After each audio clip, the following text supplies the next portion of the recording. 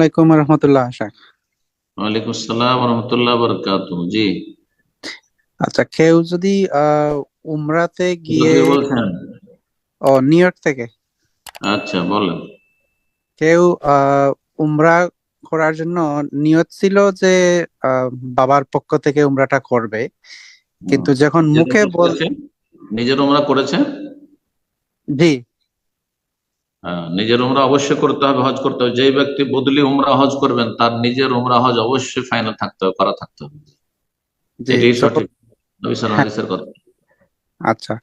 আর ওই নিয়ত ছিল যে বাবার জন্য করতেছে, কিন্তু যখন মুখে বলছে তখন আর ওই বাবার কথাটা বলা হয় নাই।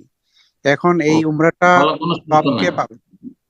মুখে বলা ওইটা হচ্ছে নির্দিষ্টকরণ, ওটা হচ্ছে শুধু মুস্তাহাব কাজ, সুন্নত, কোনো ওয়াজিব নাই। কেউ যদি নাও বলে, আগে থেকে মনে মনে আছে, নিয়ত আছে যে আমি আমার আব্বার পক্ষ থেকে উমরায় যাচ্ছি, হজে যাচ্ছি, যথেষ্ট। মিকাতে এহরাম বাঁধার সময় অথবা ফ্লাইটে এহরাম করার সময় লাব্বাইক উমরাতান আন আবি, বা আমার আব্বার পক্ষ থেকে আমি উমরা করছি বা হজ করছি বলা আবশ্যক নয়, শুধুমাত্র মুস্তাহাব। জি, অন্তরের নিয়ত করা যথেষ্ট। আর অন্তরের নিয়ত অলরেডি আগে থেকে আছে যে আমি এই জন্য এসেছি, আমার সফরটা হচ্ছে আমার আব্বার পক্ষ থেকে উমরা করা, কোনো অসুবিধা নেই, হয়ে গেছে ইনশাআল্লাহ।